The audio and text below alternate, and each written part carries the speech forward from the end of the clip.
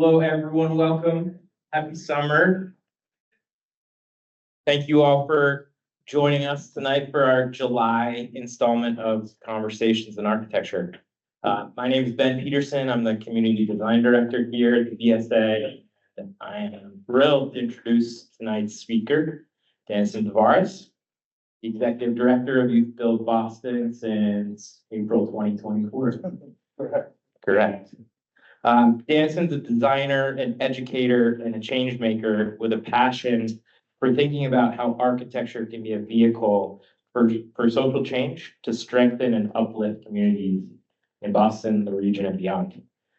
Before taking on the role of ED at YouthBuild, Danyson was YouthBuild's project development manager, leading affordable housing projects and community initiatives, while simultaneously teaching at his alma mater, Wentworth Institute of Technology. Danyson commitment to expanding access in the architecture, construction, and engineering industries is evident both in his work, but also in his numerous affiliations, and also with the depth of the crew that he rolls with, obviously. He's actively involved in Bosnoma, is a trustee of the Sasaki Foundation, a board member of the BSA, and in 2023 was the recipient of the Alumni Inclusive Excellence Award from Wentworth. Join me, please, in welcoming Danyson and his group tonight. Thank you.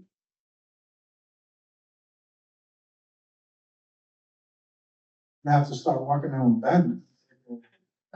Sick intro, man. Appreciate that. I'm a hype guy. Well, welcome everyone. My name is Danyson Tavares.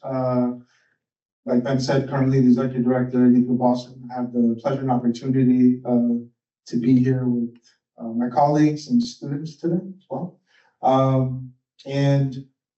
like to thank everyone for joining us today, taking part in this, what we're calling sort of an important conversation in or outside or adjacent to architecture, which I can hope can contribute to a wider understanding of the diversity of paths taken, perspectives, and outlooks of designers and educators of color and from different backgrounds. I'd also like to thank the BSA for creating this space for such an important conversation.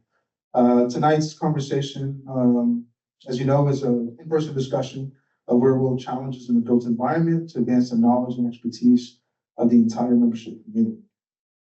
And I'll talk a little bit about YouthBuild. So I've been at YouthBuild for almost 3 years now. Had the pleasure of sort of leading some community projects, but also working to advance the mission of design alongside Neil and his team. The Designery is an after-school architecture program, specifically for 14 to 18-year-old high school students to learn and engage in discourse of architecture. And we really kind of take the lens of architecture through community practice. So all the students have real-world clients, and they design, they think, and they work with community partners. And then, as an organization, we build these projects with our other students in our workforce training program. So we like to kind of call ourselves a design build practice. I'll be careful saying it that way, but in a way, really putting projects out there that are led, designed by youth. And lastly, before I sort of start to introduce some of the folks in my team, I like to always say that architecture as a discipline and practice has an opportunity to take corrective action against the historical absence and silence of race and identity within the discourse. Conversations around these topics remain largely unexplored in the industry, especially in academia.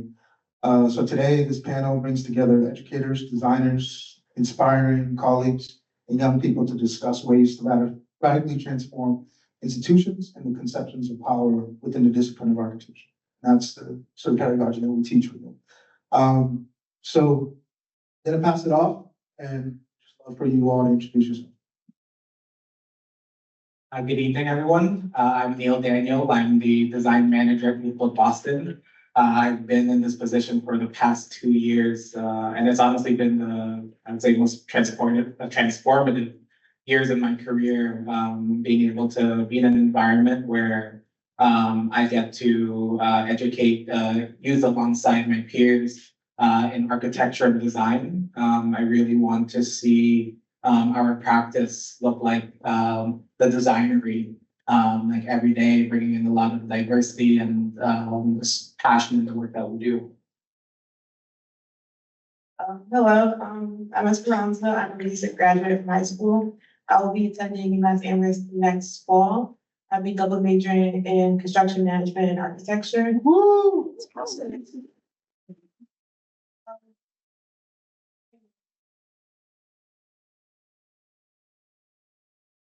Because I want to get experience in like the workplace, because I don't have much experience. I know like what actually goes into architecture. And yeah. My name is Colin Willett. I'm also a recent graduate of Wentworth, back in 2021. And I worked in firms for a couple of years and recently got the opportunity to work with Wentworth's Summer Fab program, which led me to kind of Neil and the projects at the Designery at YouthBuild. And I think it's really built this thing that feels like it's lacking when I think about architecture, and just like the ability to give back directly to communities, that, you know, sometimes with projects, you don't know what the effect is actually going to be. And here it feels like we're making a pretty direct impact. And it's a good feeling. So. Can be a trend too with the black man. I'm Ray Lepeco, another Wentworth graduate. I've just recently graduated this year and about to do my master's there this coming fall and spring.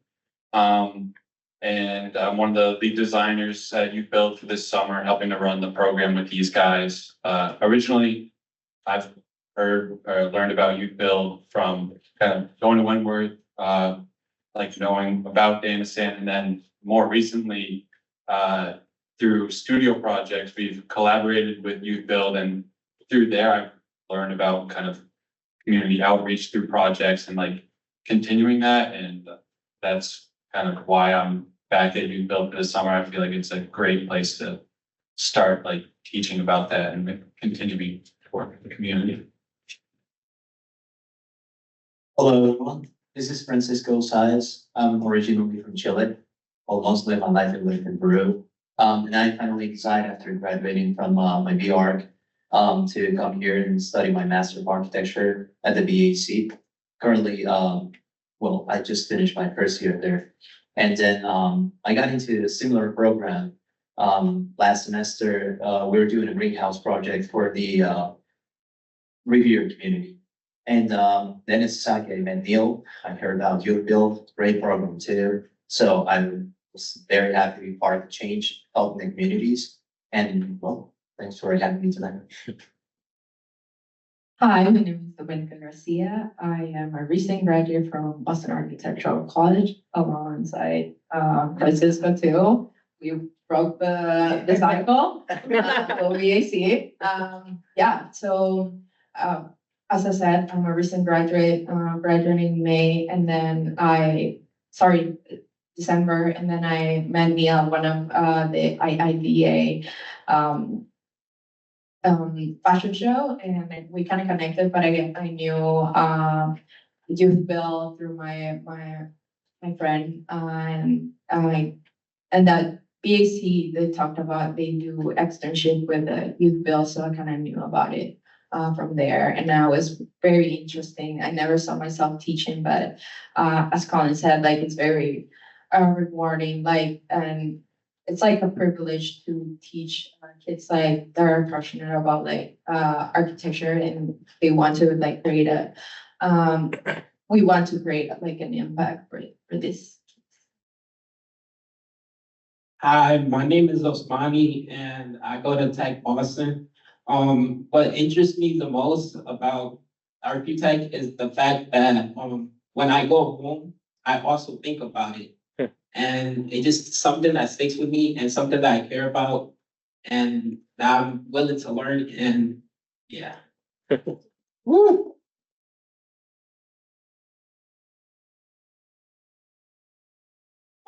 Yeah, so I'm gonna actually pass it over to Neil to talk a little bit more specifically about the Designery. I play a very, very small role within the organization. And just really inspired every day by the leadership of the team. So I'm just really excited. gonna play a backdrop tonight, so. Thank you. Again, good evening, everyone. It's such a pleasure to be here and do this work. I tell myself very constantly, and I know the designers hear it all the time, that I was never planning to be managing anything but 5 years after I graduated, but, I'm like, it being part of our mission and, the work that we do, puts a smile on my face every day, honestly. But I couldn't do this work on my own. I'm glad that we got to meet the majority of our team. We have Lauren Cochran, who wasn't able to join us today, but they are a student at RISD. So they make the commute from Providence every day to work with our students, and is on the track to get their BARC in 2025.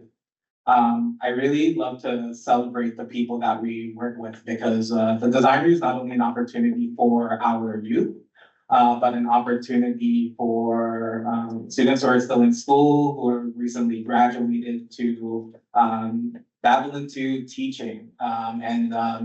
The Designery serves as a platform of experimentation and design. We have a very community-centered approach to our design practice. And it's really great having a lot of fresh minds in our space. This year has been really transformative for me, because this is the largest team that I've collaborated with. And I, like, this summer especially wouldn't have been able to be as successful as it has been so far without the people in this panel today. 30 high school students. Yes, 30 high school students. I'll get into that later, and the amount of growth that we've had this year in our programming. These are just some statistics from 2022 that gives perspective of why we're doing our work. If I look back at when I was working as a project coordinator, there were moments where I was the only person of color in a space. But when I wake up and go to the Designery and see students from different backgrounds, different ages, it really is inspiring to see how much knowledge, how much creativity that the high schoolers have. Especially just like a lot of the younger generations are just so passionate about who they are. They understand their identity and are unafraid to really be critical about their environments. And it's been really refreshing to get that perspective. And I really like all the work that we do is to introduce more young students of color to architecture and design practices. What I like to say is that we have like 3 pathways for Designery students. One is the direct one into architecture. We will support all of our students towards a pathway into design. Other students might find adjacent careers in construction, engineering, industrial design. But there are a lot of skills and benefits that our students get in our program, like just how to think more critically about their environment, understanding just the intersections of so many things and topics in their lives. And I really just see myself and our staff as mentors to these students for life. Like we get students who come back to our programs in various years. We see them, I just had a meeting where we weren't able to take in a student this summer for the Designery, but they have an internship at the BPDA, and I just love the amount of youth who are exposing themselves in the work that we do. So this is where we fit into the pipeline. Our main demographic is targeting high schoolers, and it's a wide age range. I think we're really unique in that we have a wide age range of Designery students. This summer, our youngest are 13, they're rising freshmen. And on the other end of the spectrum, we have students who are going into college, taking their next steps in their careers. And this is a really critical age group. What one of the things that I saw back in college was that I didn't see a lot of outreach, or opportunities for high schoolers to learn about architecture. All of us wish we had a designer or similar program when we were younger, and it's really critical to engage students at that age when they're getting exposed to engineering, mathematics, careers in STEM. But when it comes to design education and the profession, there really are there are few opportunities out there, and that was a really big reason why I wanted to be the design manager of YouthBuild, is to be able to be part of that mission, exposing youth to design programming. As Danyson said, we do offer after-school programming and summer programming. Our after-school programming is 5 weeks. It's meant to be just like this very intensive look into architecture in relationship to the communities that our students have lived in. They're exploring activation of vacant lots along the city of Boston, looking at like larger scale planning, understanding the history of our infrastructure, and we extend that in our summer program. This year is really exciting. This is our first design build program where our students aren't just working on speculative design work. We're engaging with our vocational team to design a pavilion that will exist in our backyard. There are different ways we engage students. I think these past 2 years, it helped me. It honestly was humbling. I forgot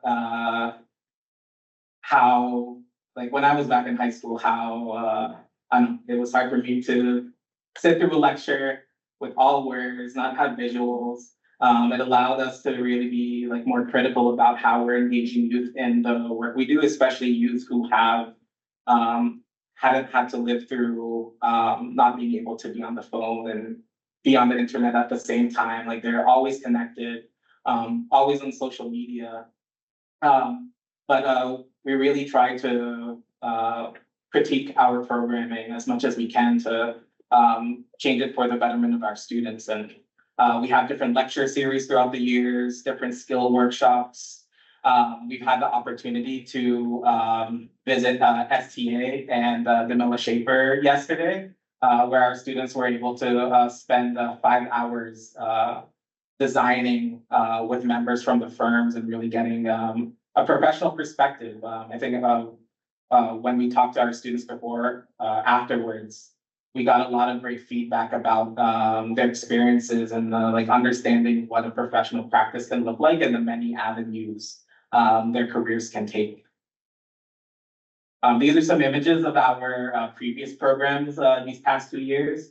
I think this collage really shows the extent of how we engage our students in design through textile making and patterning for the Dorchester Food Co-op, to site tours in collaboration with other design programs. And the Designery really fosters this environment of just like boundless creativity. They're like everyone is at the same playing field. I really enjoy that our staff and myself learn from the students as much as they learn from us. Again, like this summer, we have the most students.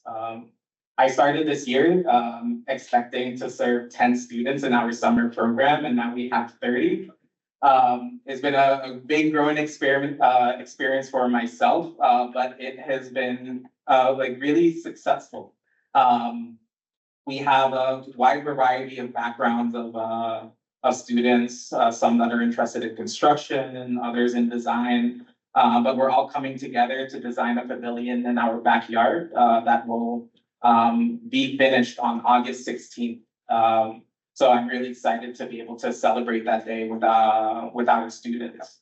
One model that I really like of our summer program is that we end it with an externship. We've had the pleasure to partner this year with Jonathan Levy, Embark Design, Rhodey Architects, and Canon Boston to host our students for a week. And an additional design exploration through speculative design work, research, and really just finding ways to engage with all components of a design practice. These are our most recent images of our summer so far. We had the opportunity to tour the United Neighbors of Lower Roxbury Urban Garden and see the history of change within Roxbury and the history of resiliency in the neighborhood. The two largest images is of our groups of students that spent time at the Mill Shaper and STA. But it has been very transformative for us and our students this summer, hearing the conversations they're having about architecture and design and seeing how impactful the built environment is to their everyday lives has been a blessing. And I'm really excited to continue this work. I'm really excited for all of you to hear from two of our students here today. Now, we have a really great team here. Danyson's been a really great mentor to me. I hope I've been a great mentor to our lead designers, and we've all been great mentors to our students. But it really takes outside partnerships and contributions to make the Designery work. One thing that they didn't mention is that all of our students are paid in our programming, in our after-school programming and our summer programming. And it really just fosters this really great environment where we're able to not only pay students for the work that they're doing, but also start to incorporate more digital design exploration in our programming. So if any of you out here would love to host our students for firm visits, would love to donate to the work that we're doing, host different workshops, have book donations, material donations. This work really requires us to really see not only the Designery, but all design programming as a community effort.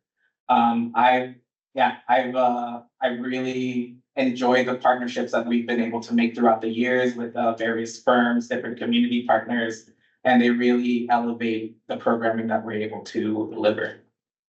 Thank you.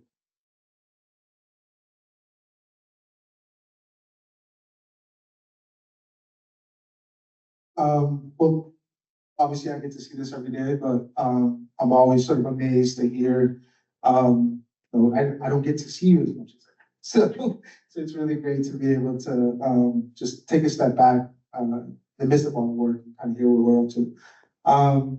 So before we sort of lay out some intentional design stuff that we brought to share today, I thought I'd ask the panel a few questions. I think one of the things we really want to talk about today is especially access and the importance of sustainability, impact in the community. So feel free to raise your hand if you want to answer one of these questions.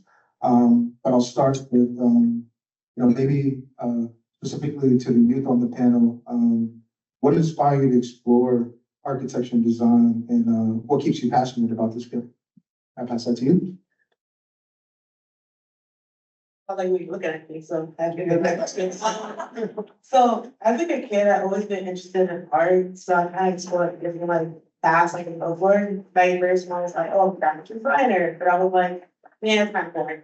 So I kind of looking more into art because no one can start an artist, So I was like, what about architecture? Because I found it really fascinating about building, actual structures and making it come to life, having different designs. And it's just not just about buildings. You go about the floor, wallpaper, and the ceiling. It goes to everything. I guess I really started getting more interested in 10th grade, I would say. I've been starting to take classes with different colleges about architecture to get more experience. And then this past fall, I worked with a architecture firm called Guy Brown. And they really taught me a lot about what do they do on a day-to-day basis. I mean, most of this is about sitting around a computer, but it's not just about that. So laughing, I do that a lot more. Okay. It's I really talk to my colleagues my colleagues about like what do they do, but they all do different parts of their firm. Like one of them works on Revit and making actual models, some of them with the textiles, landscaping, and it really increased my interest. And yeah, that's the reason why I wanted to like pursue architecture and design. Well, I would say I want to pursue this, or I am, is because Um, because when I'm not afraid to try new things and, I just like doing new things, I would say, and yeah, that's it, really, there's not really like much to it. I do, like, very similar, I did like drawing and like coloring and stuff like that as a kid. And then like seeing, when I first came here, it was like a lot of that stuff, and I was like, oh, I could do this, so it was like kind of like that. Jonathan? I kind of open this up to everyone, but, we always talk about what good architecture is, right? Like what defines a good piece of architecture. So I kind of want to, open up the conversation to what do you define as good architecture? Before being an architecture education, in it now, and then what principles really guide your design process? Anybody wants to take that? I won't have the most experienced answer, but what really makes architecture is like being creative. Like you don't want to see the same brick building down the street and like forever, you want to see something different. So I always found the value like at having everybody express their different ideas and showing it to like everybody despite like their color and race, but they're like their race, age, whatever. Like I like how they how to say it, like they design it, and it's just like, oh my god, never seen something like this before, and it's just like I would like to transform that into something else. Yeah. Oh my god, he doesn't like come on. On over here. I'd say before coming into architecture, I thought like, oh, what makes a building great? It's like the aesthetic. But being in architecture, like a school, it really taught me the value in like collaboration and not only that, but working with like people in the community. I feel like that's what makes a good design, and obviously it's not gonna be perfect, but we try our best.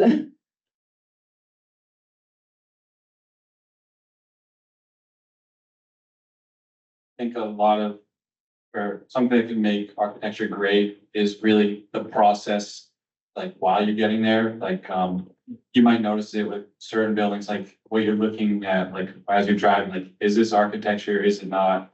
And I think one of like the defining things that could decide that is like the process behind it. Like, who did you work with to get where it is, or like, what sort of decisions did you make along the way to design it?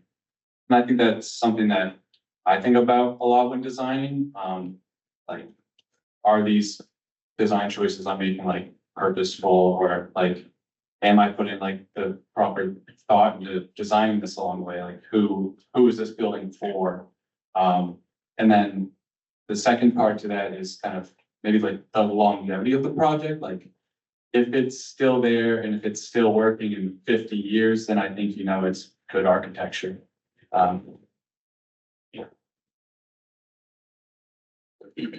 Well, I heard about sustainability. I'm gonna just touch some of the topic. Well, I know as human beings we're facing this great impact of the climate change. So I think like for the future generations, it's very, very important as teachers, or not only as teachers, but as older or elder beings, just to share some of our knowledge, past experiences, and try to understand our environment. We have different elements, different resources that we should think about.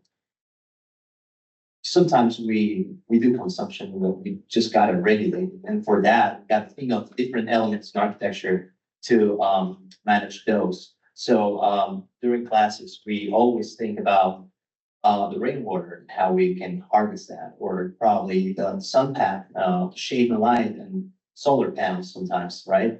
Different products that are showing up in the market, but we, not only as, logistics, as part of our, different elements in the construction, uh, side.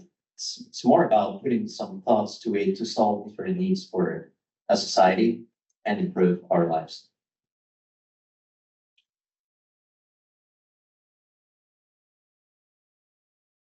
One thing that, is one of the underlying things that we do at the Designer is just mentorship in general, right? I always sort of talk about how, knock on wood, but I was gonna be a sports journalist. That was like, the path, right? And 12th grade, God rest her soul, Carol Bright, I brought to high school, was like, see your drawings, you should look at architecture. Went to drafting class, just kind of set me on this path, right? So I think it's important to sort of talk about, specifically in architecture, your sort of influences, mentorship, advice, and also talking about advice we give to young people who just starting architecture. There's that magic moment where something just clicks in terms of being in this field and what inspires you. So I'd love for you all to talk about a little bit about mentors who influence your journey and what advice you give to others who are pursuing this career. Wanted to be an architect when I was 6. Yeah. So I had a lot of pressure in like minority household. My dad's St. Lucian, my mom's from the Philippines, and I had to start thinking about architecture early on. But I would say, like, in school, I came into architecture school thinking that I would want to be that architect. Actually, I made my, like, the signature that I use every day. Just like I imagined it being on buildings and like, having that level of recognition. But as I learned about how like architecture could not only be used as a tool for good, but also a tool that can like destroy communities, separate people. I've had really great mentors at Wentworth. I really have to give a shout out to NJ Naka. And he approached myself and one of my friends in school in my junior year and was just like, do you know about NOMA? Like, you should start a student club. And through everything that I was going through school, I almost turned that down, but I'm glad I did it. Adonijah Campbell and I started Wentworth's chapter of NOMA in, I want to say 2012, 2013. And that really solidified how I saw my design career trajectory going. I realized that I saw like architecture and design really as a vessel or this really great tool to facilitate the amazing work people do in our communities. And ever since then, just like I was searching for that next opportunity. And I landed a job at YouthBuild. Thank you, Danyson. Yeah, and I think the being at YouthBuild, I think, has really been critical in how I define like what like architecture means to me, and how patient I should be, and how like designers and myself like need to like, it's important for us to be that like really good listeners more than speakers. And I agree with you.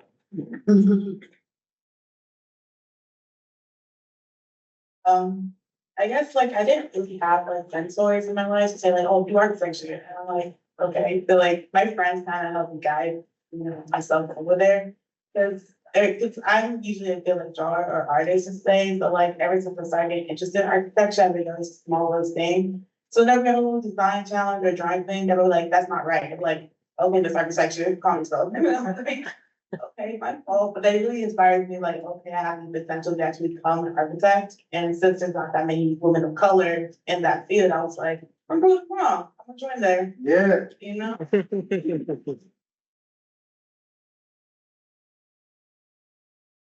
So I kind of want to build off of what Neil said a little bit, just about, like the, like where you're at, like mentor versus mentee, like relationship.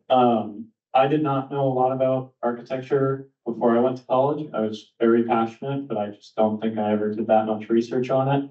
The first time I realized people had portfolios when they applied was when I went to a college tour at Cornell. And they said, here's a bunch of student portfolios that made it in. And I went, I don't have one of those. And I'm supposed to be applying here in a couple months. Which led me to Wentworth, which does not have a portfolio requirement to apply. And I'm pretty glad that I ended up there instead of Cornell, if I had ever even had a chance to make it in. Because one of the things that I am still incredibly appreciative of is that I know that if I walk into that architecture office today, I'm gonna be recognized and be able to have a conversation with at least 5 different professors that are in that building.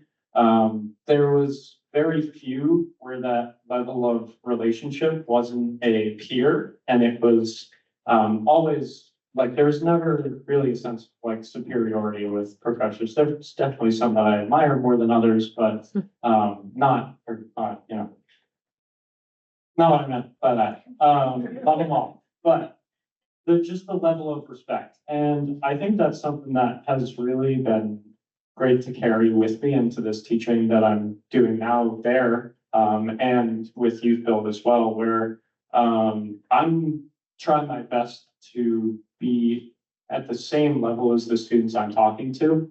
I think my favorite part about teaching at YouthBuild so far has been having my like preconceptions about architecture challenged, especially by those who haven't gone to architecture school.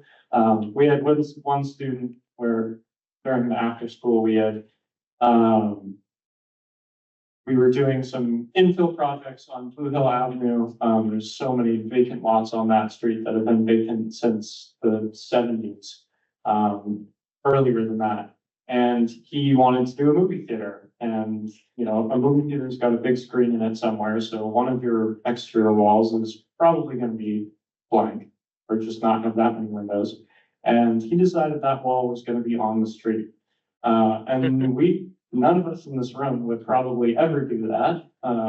Why waste all that street space? But he had a great reason for it. And it was to provide for public art that was street facing and have like this cultural impact on the environment. And to me, it was such like a, you know, a great, like wonderful idea for community and just environments that people live in that as a trained architect, I would never do. And it's just having my ideas constantly challenged by young people has been one of the greatest relationships about that. Okay, mentors. I guess, growing up, I wish I had, like, in high school, I feel like, I was very much up in the air, not knowing what to do. I was good at math, I was good at drawing and everything, and I kind of wish, like Neil said, like, we wish that we had, like, opportunities like YouthBuild to, get to that point where architecture could become a thing. It was out of pure luck that I was talking with my cousin, and he was pursuing architecture, and he taught me a lot of what he was doing. And I wish I had that as a high school student. Right now, I would say Neil is one of my mentors. Yeah, I think like what we do here, it's what I'm doing here. I've been here since like January, and all of the things that I'm teaching all the kids, it's because of him. So yeah. I'm gonna cry.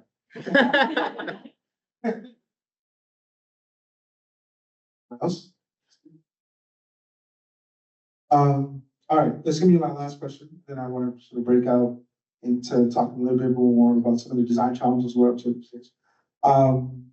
Community impact, something that we talk about a lot. Some of the projects we've been working on are cooling stations around Roxbury, We've been doing, urban gardens, designing and building those. You talked about even designing the interior of a store, which was what part of one of our projects. We have a play shed we're gonna be designing pretty soon too, which is exciting. But I want to talk a little bit about, how we define community impact, right? How do you think that architecture can positively impact communities? Any other projects that you're passionate about, either in the States, not in the States, in the neighborhood. But how do you sort of just, define impactful projects, right? And I think architecture school has this preconceived, notion of what architecture is, but I think a lot of the things that we're all doing is sort of pushing that narrative and thinking about not capital A architecture, but other forms, right? So I'm curious if you all can talk a little bit about those community projects and some that, you're really passionate about.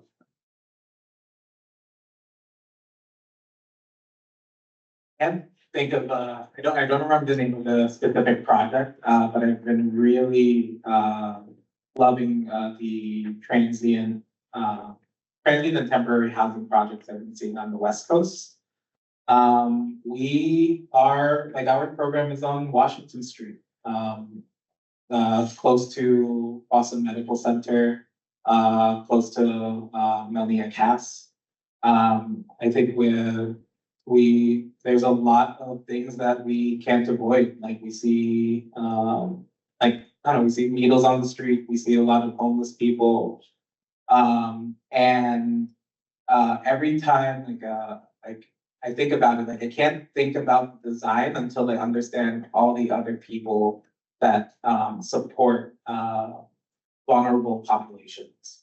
I really enjoy seeing architecture projects when the first thing that I see isn't a conversation about the aesthetics of the design, but how a building, how any sort of infrastructure directly is impacting like organizations that help people in need.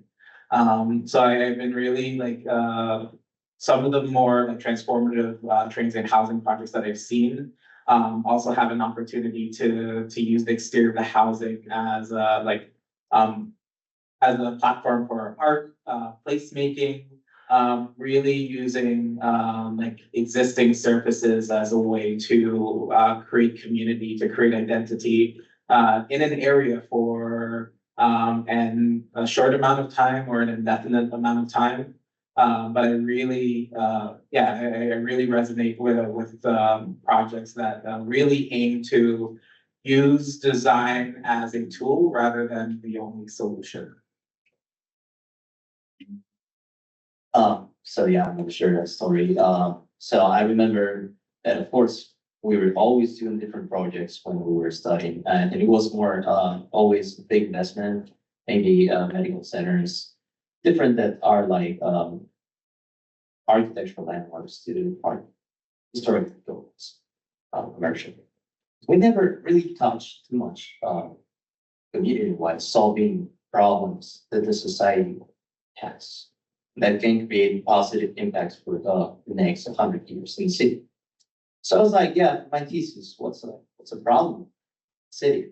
And then I realized some highways going through different districts or sectors, and it was like dividing almost these two areas next to each other, same district, probably semi-dangerous. They were separated, but also was solving another problem, traffic. It was like pretty much neat, right? So I went to this specific area that was like very, very isolated. And by interviewing the people, they were like, yeah, our parents did this in the past, but not anymore because we don't have this park anymore. It doesn't even have any green space, like green areas. We don't feel it's a park. We just bring our dogs here and blah, blah, blah. It's pretty dangerous too. So I thought like, yeah, next time I'll just go deeper into it and probably see if some like, I don't know, police or anybody can even help me to go even more further. And then I realized people sometimes they forget about those. They just have some goals in life and they just even accomplish them, feel very happy, but almost like giving the back to this other sector of the population.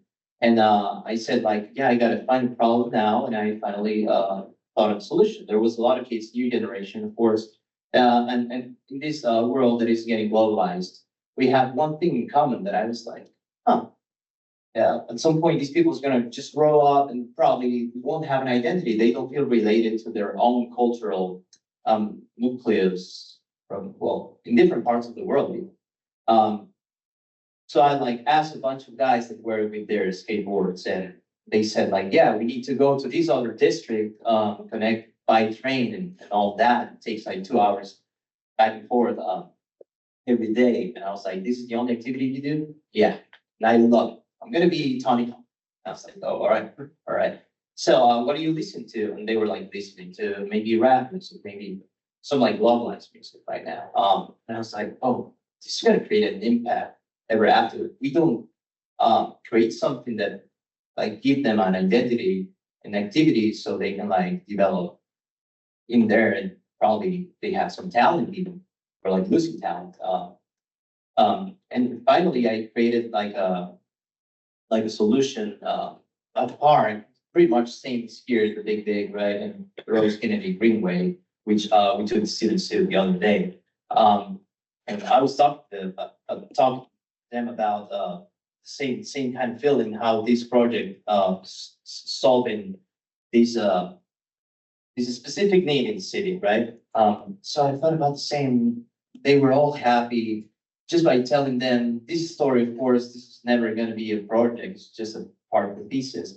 But they were like, "Are you guys going to build this?" Very happy. Please do it.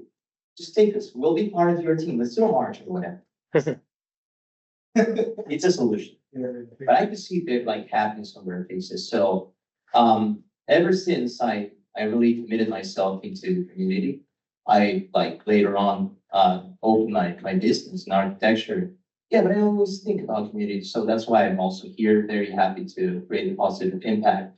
And every time we see like happy faces in our students, it's like, yeah, we're always facing to happy ending, I guess, unless in this field.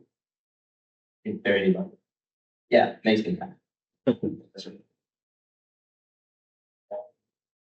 Cool. So, before we, head off and sort of show a little bit of what projects we're up to, figured maybe I'd open up to a couple questions from folks in the crowd. I'll try not to use that. I hope people can hear me. I'm wondering, based on everything that I've heard about YouthBuild and I knew a little bit before, to what extent are you guys interacting with, let's say, the Boston Arts Academy, with Artists for Humanity, with other organizations that are really involved in some of the same stuff, and doing it the same way that you're describing it, meaning from the ground up, as opposed to beginning with the design. Instead, beginning with who you're designing for, what about them, and et cetera, and getting their stories and have that be the fodder for the design. As I said, I think that BAA and AFH and whatever, and YouthBuild for sure, have some points of contact. Yeah, I think what's interesting, as somebody who is really new to nonprofit and third sector, there's a lot of like coalition building that still needs to happen. I think there's a lot of work that is unintentionally done in silos. It's really hard work. You're just in the trenches all the time. You're working, and I don't think any of the lack of collaboration is intentional. But I think sort of thinking about our role as coalition builders as well, right? Spending time to step back from the work and engaging others to elevate and uplift others' work. And I think that even sort of needs to happen within the architecture industry as well, right? How do we sort of step back and uplift others' work? But I think just to answer your question directly, it's just a lack of coalition building, even in such a small city, right?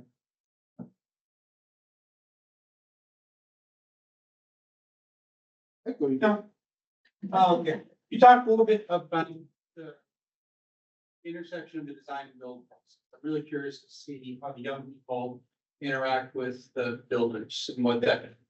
Cause I only done that before, I think you're saying you haven't? Yeah, we have it, and we're actually doing that for the first time this summer. We historically had 3 programs that were really siloed. And I think what we've learned is how do we sort of have a moment of confluence between the 3 programs so that students, again, between the whole gamut of a project delivery method, they understand what goes through it from, even from estimating, we're talking about how much, pieces of 2-bys cost these days, right? And, but there's something within that linear, or non-linear sort of journey from a sketch to something that's built that I think can inspire a young person to be a part of. So, it's this summer's the first time we're doing it. And I don't know if you want to talk a little bit more about it, but it's sort of a spoiler alert to talk a little bit about what the process has been on that, right?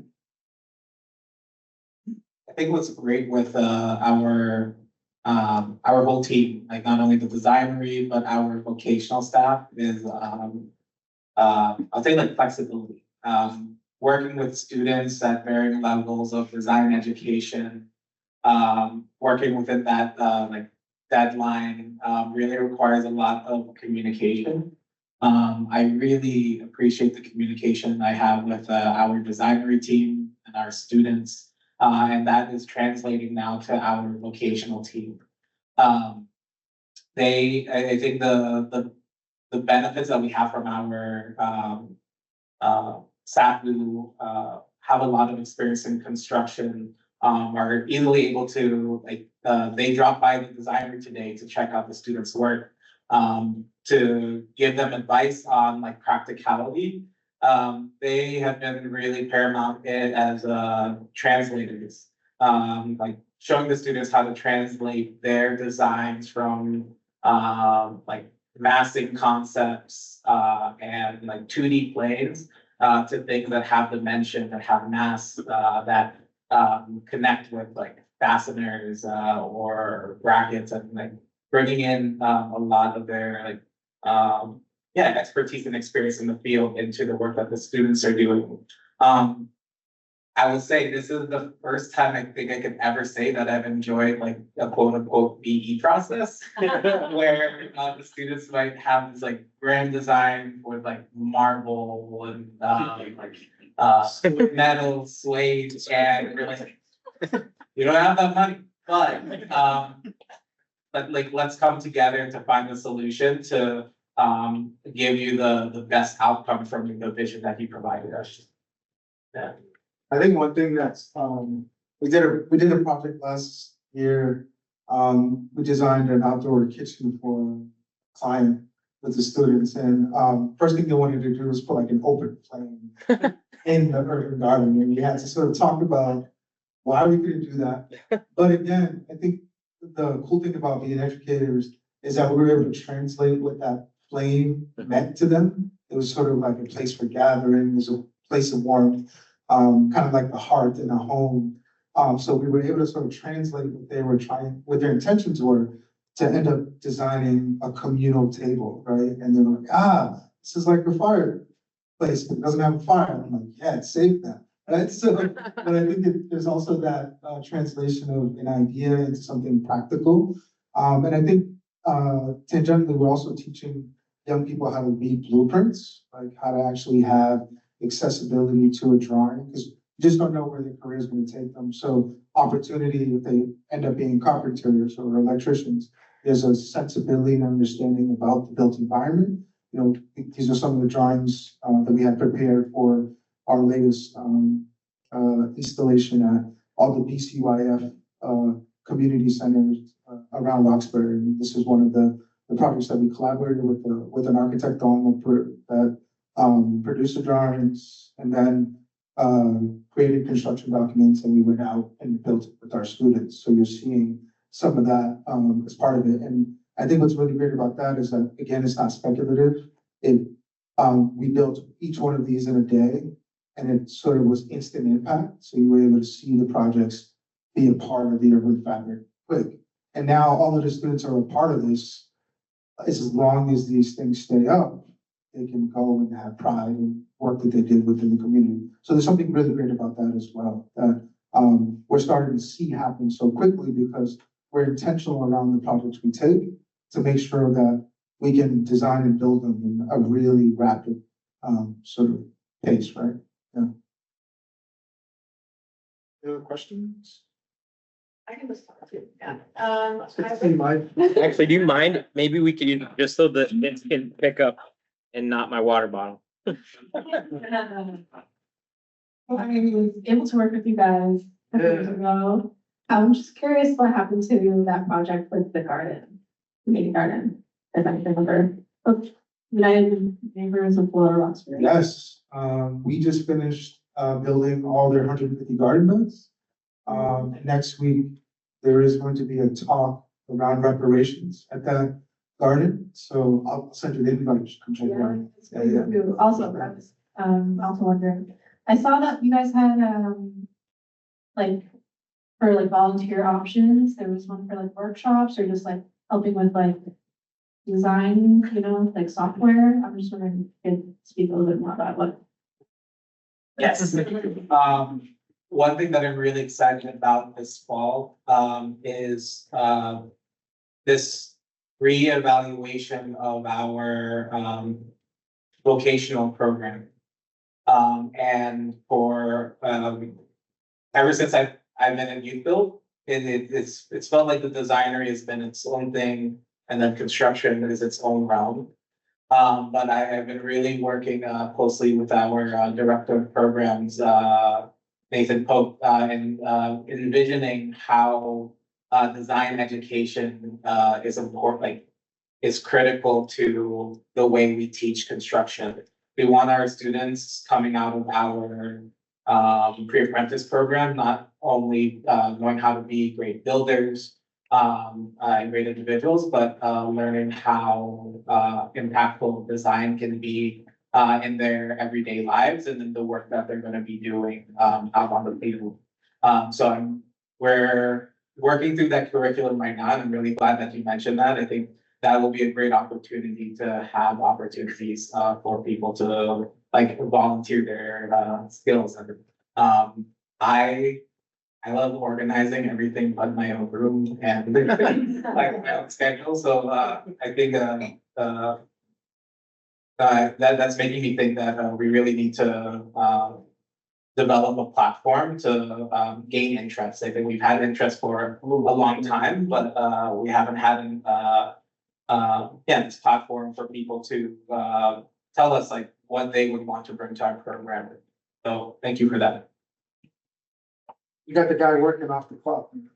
I'm gonna plug again as well, because I think like just to some other examples, recently we worked with the Boston Children's Museum to do like a one-day design shred. I'm not sure if anyone here was at that, but it was like open sort of invitation if you're interested in mentoring and helping out. Like yeah, maybe there is a need for a better like social media page to get the word out for that stuff. But also what Neil mentioned earlier about just, you know, we're out here, we're always kind of looking for integration with firms in terms of like, it's not always workshops, but you know, the tours, the going in and doing a design shred for a couple hours at your firms. That stuff is, again, builds this idea of like spatial justice and how like architecture firms can do better at this community stuff as well. So it's not just like the, you know, random workshops we happen to have, but also like that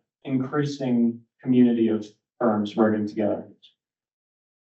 Just to ask, what are you guys doing to approach or teach sort of the adjacent design programs like web design? Every building now has a website to accompany it. Yeah. Or environmental graphics. What are we doing? Do you have those programs already in place, or are there plans to expand? Yeah, I can talk a little bit about that. And when we first started curriculum writing, we both like taught in college, so we came with these aspirations. Like the first thing that we did was like teach young people how to design toys for certain clients. It got weird. right? And I feel like over the last couple of years, we've really kind of narrowed it in, so it's like super specific.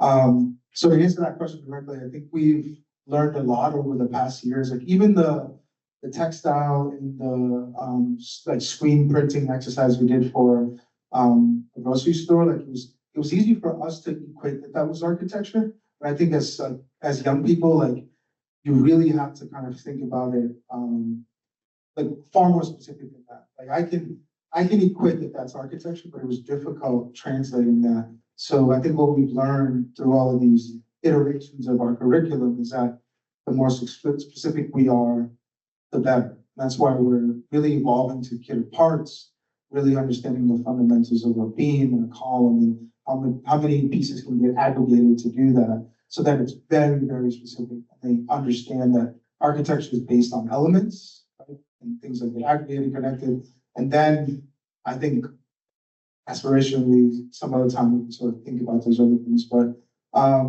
we always refer them to other adjacent careers. It's really important. Like we'll go to like 3D printing places. I always talk about the influence of sneakers in architecture, and a lot of the architects that I love, sneaker designers, they do the same thing, right? So it's trying to relate the adjacent careers to architecture, but staying in our lane about sort of construction and design build stuff. I don't know if you want to add what did that. That's perfect. I was gonna bring it into the architecture. I just, kind of, there's the specific part, and I think what we get students sometimes that are, not interested in learning about architecture. They're there for the stipend sometimes, and for just generally, like, it was something that they found and they're trying out. So I think what we've done kind of specifically with this summer's program is try and make it a focus on, instead of, although the lenses design and an architectural project, it's more about the problem solving than it is about specifically the architectural problem.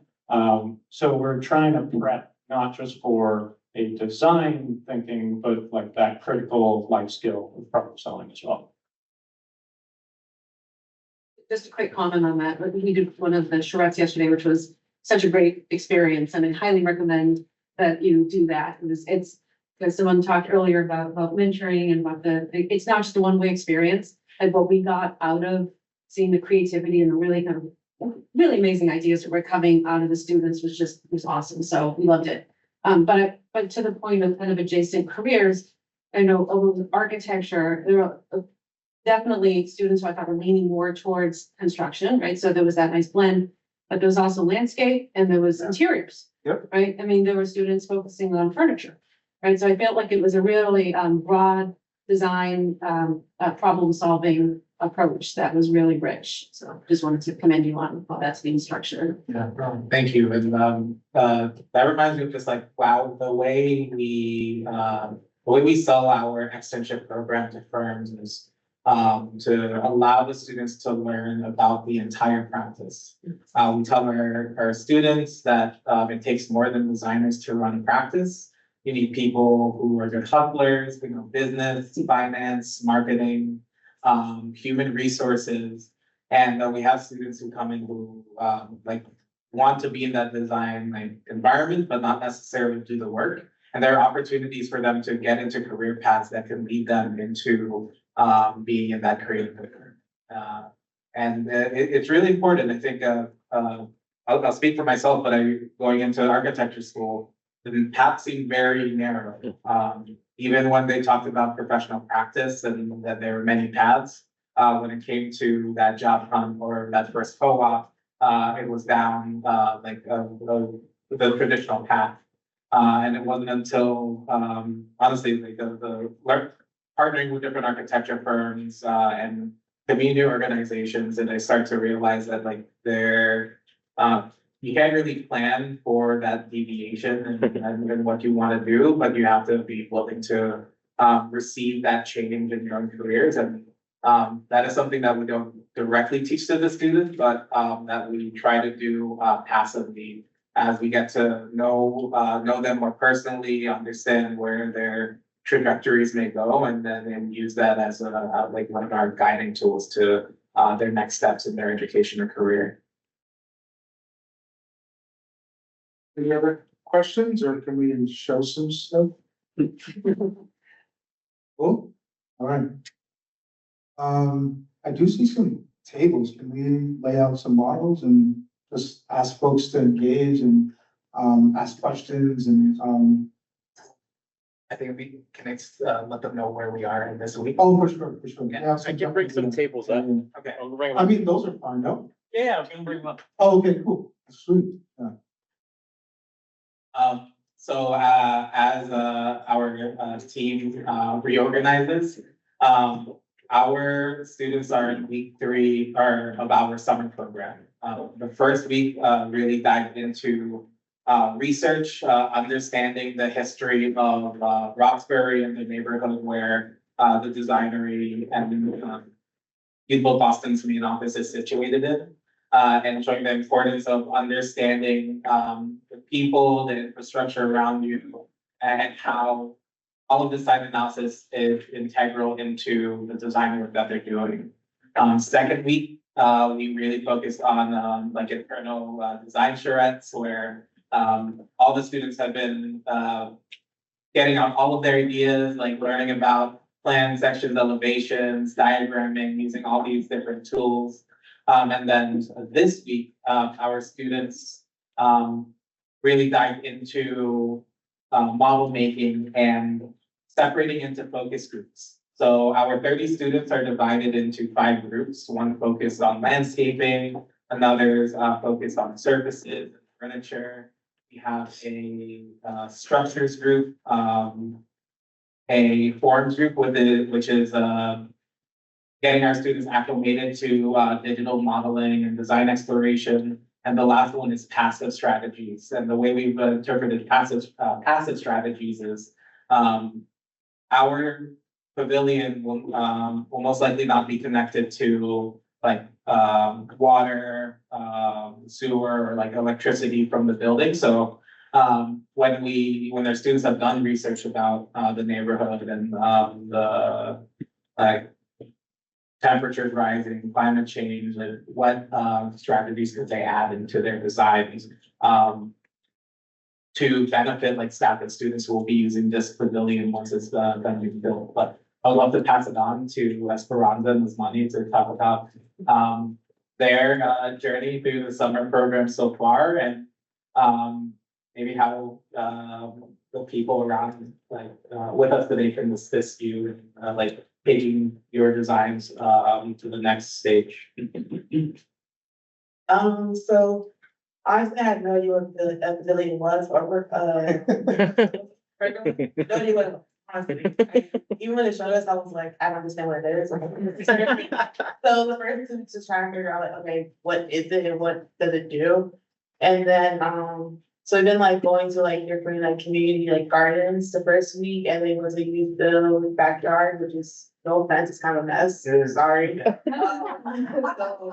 why I hired you. Eat it, but like so we kind of explore like we went around the building asking the staff like, okay, what do you guys want in the garden? A lot of them said get rid of the tree. They did not want the tree there, but we talked to the Goldstein, is it called Goldstein, and I think the head manager Jesse. Is his name Jesse? Jesse. Yeah. He was like, we don't keep the tree because they provide shade. You know, the reason it's not getting hotter and hotter. So we were like, okay, we gotta work around the tree. We gotta work around the time frame we had. No offense to the deal, but I did not know the time frame for the build either. I thought they had a long time. They're like, no, we have 2 weeks. And I was like, oh. So we had to kind of crunch it down because I'm part of the landscaping crew. So we kind of got the hard part of trying to fix everything before they start building. And we had a lot of designs. They're like, okay, we're gonna have this, we're gonna have that. And they were like, we can't do that. Not to say like we can't, it's just like they don't have the time for it because they have to focus on the pavilion. So me and my landscaping crew were just focusing on like, okay, what can they do in that certain amount of time that will make it look nicer and better and not just like put the building there and call it dead, you know? And, yeah. So what I would say, so I'm part of the surface group, which is a lot of furniture. And one of the things that when we went to, like where she said that we went to go ask questions, and a lot of the people said like they mostly wanted like a place where they could chill, get some work done maybe, and maybe even do some grilling. So when we in this week, we try to come up with a way to like solve this challenge where we could have like multiple things or multiple activities being done in the same place. So what I came up with an idea was to have these like cabinets where they're like triangle cabinets, but also they have wheels on the bottom.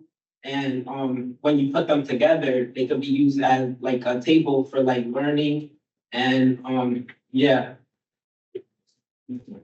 Yeah.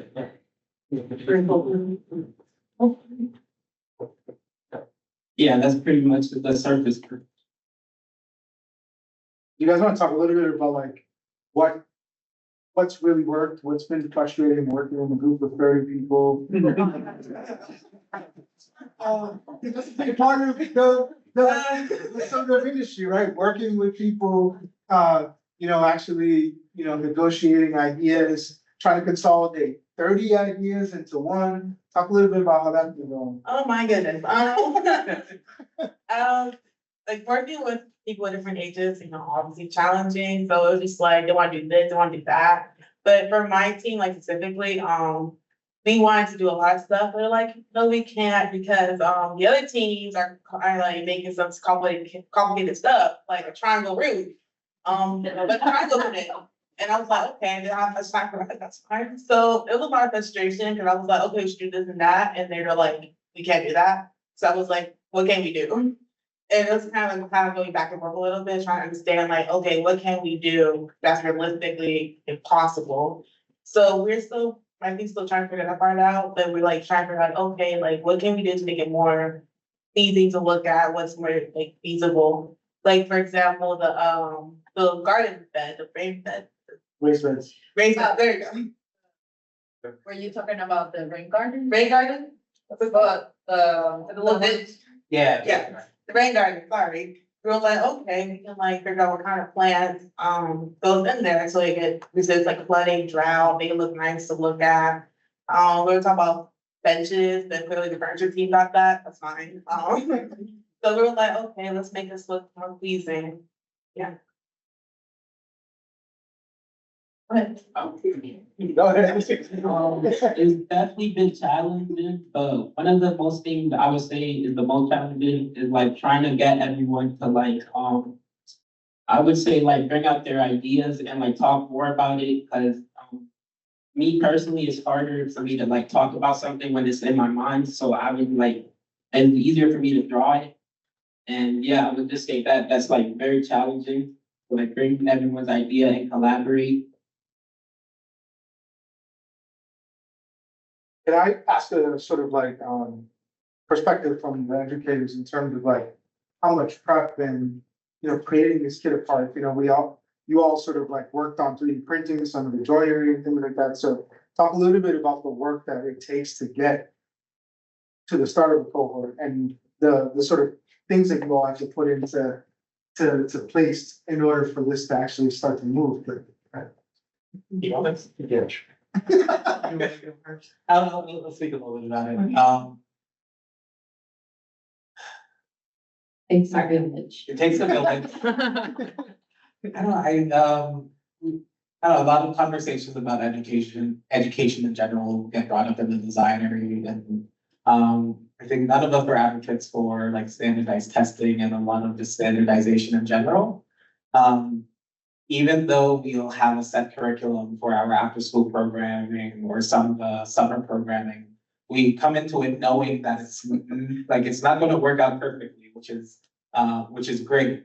We really take time to get to know the students, their strengths, weaknesses, like aspirations, and when the students leave at 3 p.m., the lead designers and myself come together to see what we have to change for the next day. And that is like our daily ritual.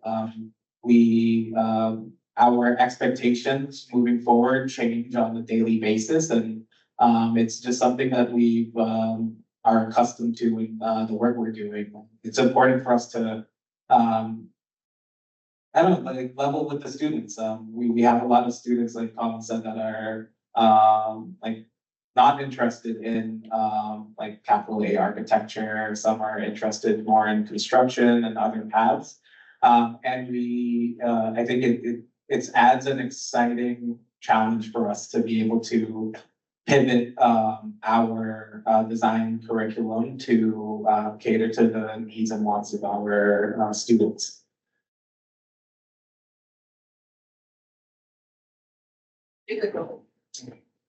We spent the 3 weeks before the program writing curriculum, and then we spent the first week of the program rewriting all of it. Yeah, it's just like you have a plan, and then the first day you've gone through what was supposed to take 4 hours in 30 minutes, and you're like doing improv for the next 3.5. And that's been pretty much every day. Not the speed thing, but just having to improv something. So it's a challenge, but at the same time, it's like we're teaching flexibility and responding to different people's perspectives, so that we have to do the same with what we do in our prep is, to me, at least fitting. It's not the most fun some days, but yeah.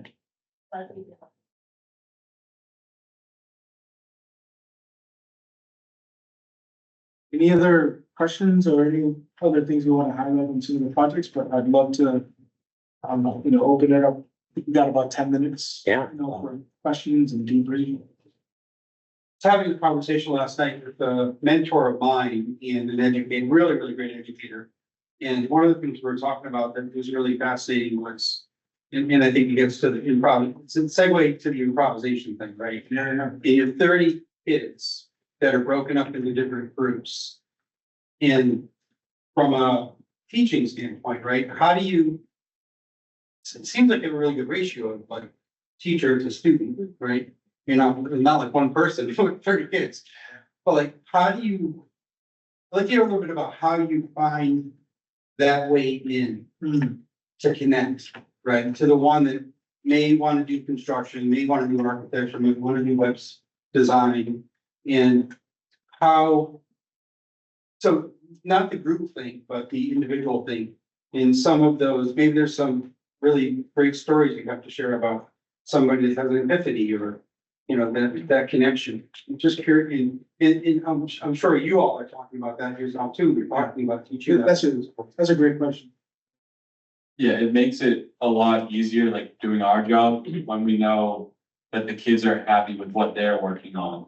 So like I'm leading a group, like mainly thinking about the structure of this pavilion. And like we said before, some of the kids, not all of them want to do design, or not all of them want to draw detailed drawings, but some of them want to just build a pavilion. So if you know like that one student wants to focus on this subject, it helps to like try your best to like ask them first, like which part of this do you want to take, like delegate out some tasks and make sure like everybody is really happy with what they're doing and that they understand why it's happening as well. Just because for like recently I've been doing a lot of like one-on-one stuff with a student that is interested in just the carpentry aspect of building this. So it's really helpful to explain like this is what maybe a carpenter's job would be in this, and like how he can begin to like build these shoes and like where he can step in and like where he fits in this process. And also like having the kids like in a group, it doesn't always work out in like finite groups. Like we like to let them bounce around and bounce ideas off of each other. And so the constant collaboration between the students themselves and like the students between us back and forth is very helpful to like knowing what they want to do. Yeah, I'll say for the For the students who enjoy construction, we have the benefit of having like a great construction program. So we have this pipeline, where students, like once they, like graduate are able to, we can recommend students and, let our recruiter and, other, program staff know that like we have really great candidates come from the Designery, who want to, participate in that. But also it's like we built so many connections with different community partners, in different avenues of, like cooking, what else? Like cooking, education, planting, there's so many, other avenues where, back to Danyson point about specificity, I'm glad that we're not trying to do it all because there are so many great experts and collaborators out in the city. And I'm okay with students letting us know that design and construction isn't for them. A lot of students are out there who, where their only means of exploration is, navigating the internet, and they don't have mentors, like people they can talk to, programs where they can test, whether they like programming or not. So we go into all of our programs not expecting everyone to enjoy the work, and that's okay. And what I would love to see us to do more is like, be more critical, about, how we send students, off after they finish our design program, and really leverage our network to guide them into the different paths. What you just said really was inspirational, meaning, and what occurred to me was, do you guys ever go into a neighborhood to set up a discussion, a brainstorming session with people who live in the neighborhood, along with students from YouthBuild, just to exchange points of view about what the neighborhood needs, what we as YouthBuild might be able to think about, et cetera, so that you've got a relationship going that's really grounded in the place as opposed to grounded in the classroom. Yeah, I can speak to that. I mean, specifically on these cooling stations, I think it was such a beautiful intergenerational project because we had, folks that were part of BCYF at some point, building something for BCYF, intermingling with the kids that were playing in the splash pools. So that there was this kind of intergenerational connection through a piece of architecture, which was really beautiful. So, you had brothers, older brothers, and young sisters, in the same space co-mingling, which was really great. And I think the other thing is, a lot of the recruitment and the sort of work that we do is like the older brother came to the program, and now the younger. So there is that sort of organic way of translating this information across. And I think the other thing that we've been thinking about a lot is like, how do we actually cross the gap to our elders as well, right? And really be able to kind of facilitate some of that dialogue about, hey, this is what this neighborhood looked like 25 years ago, right? So we do a lot of that as well, where the elders are sort of talking to the young people, especially in Roxbury, like, hey, did you know there was an elevated train here? And they're like, what? So there's that also awareness of your surroundings and why things change over a lifetime, which is super important. First of all, on behalf of the BSA, I want to thank you all for being here. Each of you are so inspiring. This has really been incredible. Danyson, perhaps for you, when you think about the BSA and our 4,500 members, what are some ways that we can be more supportive of what you're doing? I'd say continue to allow access into the field, and that really, really is a low bar. Literally, take some time to talk to someone about your path into the field, do a site visit, share a favorite building, and obviously give money. We love that too. But I think it's really a low bar. A lot of young people, especially in Dorchester, Mattapan, and Roxbury, have no idea what architecture is. Literally no idea, right? So we have such a huge community of architects in this city, and for people to still not know what this field is, I think is pretty criminal, right? So I think having an opportunity for us to expose young people to what this field is, and that's where we get different perspectives and different vantage points of the built environment, because there's different people designing things, right? So like I said, it's all about opportunity and access, and open your doors to your firm. You know, allow somebody to see a project. And I think it's really a low bar. Really is. Just want to thank everyone for coming. Can I use the mic for 1 sec? Yeah. So thanks to each one of you. I'm gonna do my best. Asmani, Domenica, Chief,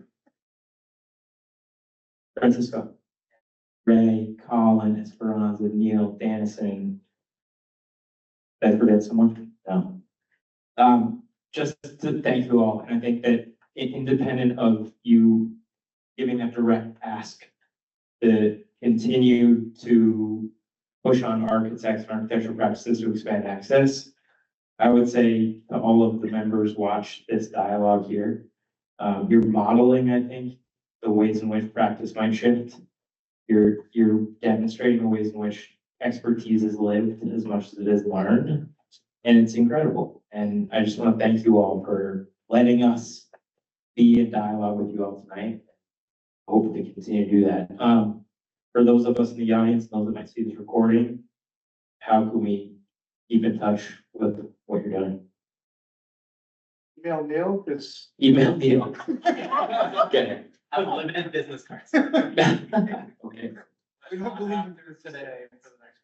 Yeah.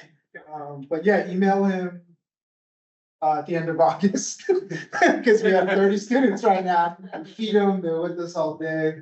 And our response rate is very slow right now. Understood. See you in September.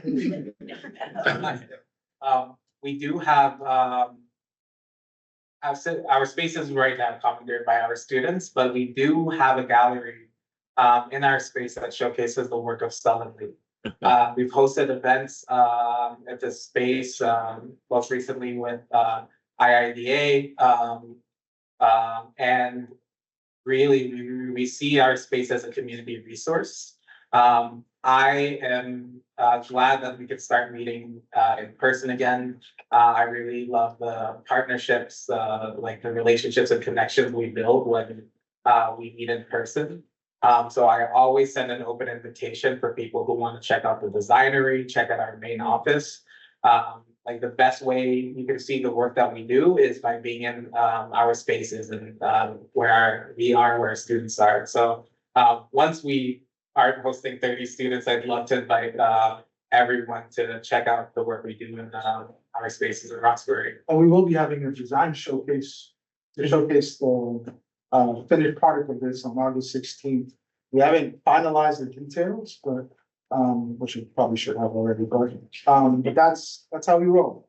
So August 16th, we'll have a design showcase to show off the work that the students have done. So cool.